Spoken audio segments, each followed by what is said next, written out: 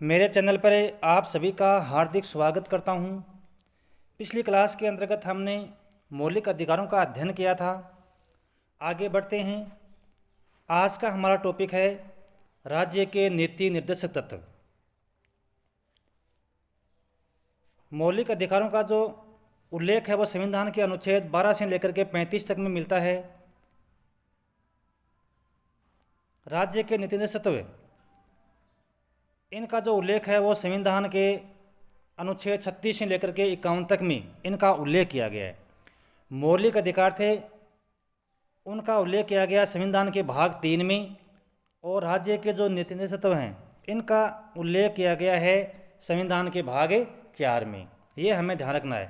मौलिक अधिकारों का उल्लेख किया गया भाग 3 में और राज्य के नीति निर्देशक तत्वों का उल्लेख किया गया संविधान के भाग 4 में। तो भाग 4 के अंतर्गत अनुच्छेद 36 से लेकर के 51 तक में राज्य के नीति निर्देशक तत्वों का वर्णन किया गया है। ये कहाँ से लिए गए हैं? तो ये आयरलैंड के संविधान से लिए गए हैं। राज्य के नीति निर्देशक तत्व जिनका उल्लेख संविधान के भाग 4 में अनुच्छेद 36 से 51 और ये आयरलैंड के संविधान से लिए गए हैं।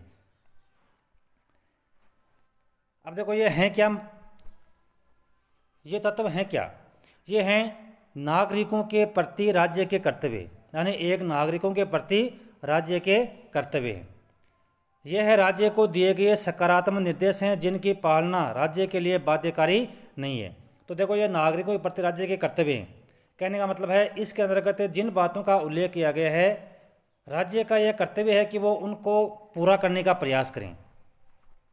तो एक तरह से ये अच्छी पहल है, यानी सकारात्मक निर्देश है, लेकिन इनकी पालना करना राज्य के लिए बाध्यकारी नहीं है। जिस प्रकार से यदि हमने पिछली क्लास में पढ़ा कि यदि मौलिक अधिकारों का हनन होता है, उल्लंघन होता है, तो व्यक्ति है वो न्यायालय की शरण ले सकता है, लेकिन यहाँ पर ऐसा नहीं है।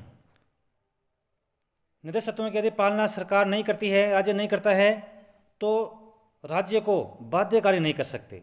यानी केवल यह सकारात्मक निर्देश हैं कि सरकार ऐसा करे क्योंकि यह लोक कल्याण से संबंधित है, जनता के हित से संबंधित है, इसलिए इनकी पालना राज्य को करनी चाहिए। लेकिन यदि नहीं भी करता है तो ये बाध्यकारी नहीं है। ये न्यायालय में वाद योग्य नहीं है, अर्थात इसके उल्लंघन को न्यायालय में चुनौती नहीं दी जा सकती। यदि सरकार इनकी पालना नहीं भी करती है तो यह वाद योग्य नहीं है, इनको राज्य के खिलाफ न्यायालय में चुनौती नहीं दी जा सकती। सबसे पहले अनुच्छेद 36 से 36 के अंतर्गत क्या दिया हुआ है? राज्य की परिभाषा दी है कि राज्य क्या होता है, इसकी परिभाषा दी गई है। आर्टिकल 37 में न्यायालय द्वारा परिवर्तनीय नहीं है, अर्थात इन्हें न्यायालय द्वारा लागू नहीं करवाया जा सकता। यानी अनुच्छेद 37 में ये लिखा है कि यदि निर्देशों की पालना यदि सरकार नहीं भी करती है तो न्यायालय के द्वारा इनको लागू नहीं करवाया जा सकता। 38 में है राज्य ऐसी नीतियों का निर्माण करे जिससे सभी नागरिकों को सामाजिक, आर्थिक, राजनीतिक न्याय मिल सके और लोक कल्याणकारी राज्य की स्थापना की जा सके। 38 में यह लिखा है कि राज्य ऐसी नीतियों का निर्माण करे जिससे सभी नागरिकों को सामाजिक, आर्थिक और राजनीतिक न्याय मिले और लोक कल्याणकारी राज्य की स्थापना की जा सके। अनुच्छेद 39 में राज्य द्वारा अनुकरणीय तत्व, यानी राज्य को कौन कौन से कार्यों का अनुसरण करना चाहिए। पहली बात है सभी को समान रूप से रोजगार। राज्य के भौतिक संसाधनों का वितरण सार्वजनिक हित में करें। अर्थव्यवस्था का प्रबंधन इस प्रकार से करें जिससे उत्पादन व वितरण के संसाधनों का अहितकारी संकेंद्रण रोका जा सके। कहने मतलब कि आर्थिक संसाधनों का प्रबंध है वो सरकार इस प्रकार से करे कि जो आर्थिक संसाधन है उनका लाभ केवल कुछ ही व्यक्तियों को नहीं मिले, बल्कि समाज के सभी व्यक्तियों को समान रूप से उसका लाभ मिले। ऐसा इस प्रकार से एक राज्य को अपनी अर्थव्यवस्था का प्रबंधन करना चाहिए। महिला तथा पुरुषों को समान काम के लिए समान वेतन मिलना चाहिए, यह भी इसमें कहा गया। महिलाओं, पुरुषों व बच्चों से ऐसा कार्य न करवाया जाए जो उनकी आयु, शक्ति व योग्यता के अनुकूल हो। तो महिलाओं, पुरुषों व बच्चों से ऐसा कार्य न करवाया जाए जो उनकी आयु, शक्ति व योग्यता के प्रतिकूल हो। यहाँ पर प्रतिकूल, यानी कहने का मतलब है कि जैसे कोई बच्चा है वो उम्र में कम है तो उससे जोखिम भरे काम है नहीं करवाए जाएं। कुछ कार्य ऐसे हैं जिनको पुरुष आसानी से कर सकते हैं लेकिन महिलाएं नहीं कर सकती, तो ऐसे कार्य वो महिलाओं से न करवाए जाए, यानी राज्य से ऐसी अपेक्षा की जाती है। बच्चों को अच्छा वातावरण प्रदान किया जाना चाहिए। तो ये तो किस में लिखा हुआ है? ये लिखा हुआ है संविधान के अनुच्छेद 38 में। अब 39A, गरीबों को समान न्याय एवं निःशुल्क विधिक सहायता मिले। 42वें संविधान संशोधन के द्वारा ये जोड़ा गया, यानी ये कब जोड़ा गया है? 42वें संविधान संशोधन के द्वारा। 40 में आर्टिकल 40 के अंतर्गत ग्राम पंचायतों का गठन की बात कही गई है। अब देखो परीक्षा में पूछ सकते हैं कि कौन से अनुच्छेद के अंतर्गत किसी भी बात को परीक्षा में पूछा जा सकता है कि ग्राम पंचायतों का गठन है वो संविधान के कौन से अनुच्छेद में? तो अनुच्छेद 40 के अंतर्गत ग्राम पंचायतों के गठन की बात कही गई है।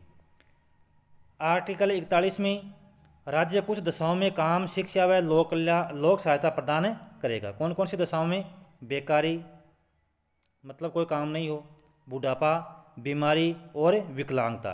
यदि समाज के अंतर्गत जो इस प्रकार के लोग हैं उनकी जो सहायता है वो राज्य करेगा। अनुच्छेद 42 में काम की न्याय संगत व मानवोचित दशाएं तथा महिलाओं के लिए प्रसूति सहायता का उपबंध करना। आर्टिकल 43 में काम के बदले निर्वाह योग्य मजदूरी। 43A के अंतर्गत उद्योगों के प्रबंधन में मजदूरों की भूमिका। इसका ये जो जोड़ा गया है मूल संविधान नहीं था, लेकिन बाद में 42वें संविधान संशोधन के द्वारा 1976 में यह प्रावधान जोड़ा गया था। सहकारी समितियों को बढ़ावा देने का प्रयास करेगा राज्य। ये भी 97वें संविधान संशोधन के द्वारा 2011 के अंतर्गत जोड़ा गया है। तो सहकारी समितियों को बढ़ावा देने का प्रयास है वो राज्य करेगा। तो ये मूल संविधान में बात नहीं थी, लेकिन 97वें संविधान संशोधन के द्वारा 2011 के अंतर्गत ये प्रावधान जोड़ा गया था। आर्टिकल 44 में समान नागरिक संहिता की बात कही गई है। यूनिफॉर्म सिविल कोड, यूसीसी कहते हैं जिसको। समान नागरिक संहिता में क्या है? आपराधिक कानून, हत्या, चोरी, डकैती, मारपीट, झगड़ा, अपहरण आदि ये आते हैं इसमें। यदि ऐसा करता है कोई समाज में, यदि कोई आपराधिक घटना को अंजाम देता है तो राज्य है वो सभी लोगों के साथ समान व्यवहार करेगा। यानी यह नहीं कि किसी उच्च वर्ग का किसी व्यक्ति ने कोई अपराध किया तो उसने हत्या की या चोरी किया तो उसको सज़ा कम मिलेगी, कोई गरीब व्यक्ति उसको सज़ा ज़्यादा मिलेगी, ऐसा नहीं होना चाहिए। नागरिक कानून के अंतर्गत विवाह है, तलाक, वसीयत, गोद लेना आदि।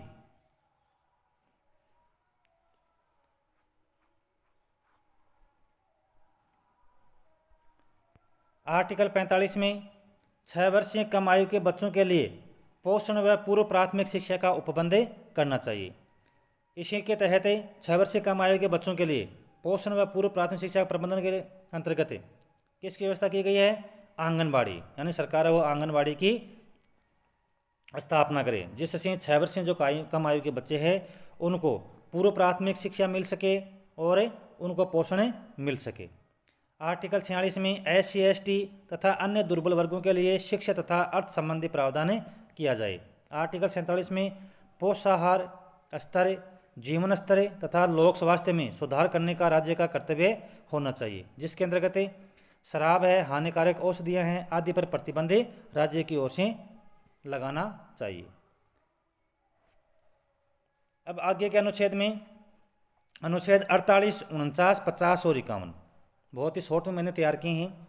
अनुच्छेद 48 के अंतर्गत कृषि और पशुपालन का संगठन ये राज्य को करना चाहिए। महत्वपूर्ण बात क्या है इसमें? गो हत्या पर प्रतिबंध लगना चाहिए। जैसा कि आप वर्तमान में देख सकते हैं सरकार की ओर से गो हत्या पर प्रतिबंध लगाया गया है। तो ये एक तरह से इन्हीं निर्देशों की पालना सरकार कर रही है। अनुच्छेद 49 में ऐतिहासिक स्मारक स्थान तथा वस्तुएं आदि का संरक्षण करना चाहिए, यानी इनकी सुरक्षा के लिए सरकार को प्रयास करना चाहिए। लोक सेवाओं में कार्यपालिका का न्यायपालिका से पृथक्करण होना चाहिए और अंतर्राष्ट्रीय शांति व सुरक्षा में अभिवृद्धि का प्रयास राज्य को करना चाहिए। बहुत ही इंपॉर्टेंट है ये अनुच्छेद कि अंतर्राष्ट्रीय शांति और सुरक्षा में अभिवृद्धि से संबंधित संविधान का कौन सा अनुच्छेद है? तो अनुच्छेद 51। पर्यावरण, आर्टिकल 48 में पर्यावरण संरक्षण तथा वन्य एवं वन्य जीवों की रक्षा हेतु प्रयास राज्य करेगा। यह नई बात जोड़ी गई थी अनुच्छेद 48A और 42वें संविधान संशोधन के द्वारा यह नया प्रावधान जोड़ा गया था अनुच्छेद 48 में, इसमें जोड़ा गया था ये नया, और 1976 में यह नया प्रावधान जोड़ा गया था। तो आज की क्लास में बस इतना ही। मैं आशा करता हूँ कि आज की इस क्लास में पढ़ाया गया टॉपिक आपको बहुत ही अच्छा लगा होगा। यदि आप चैनल पर नए हैं तो प्लीज़ चैनल को सब्सक्राइब करें और अधिक से अधिक लाइक और शेयर करें।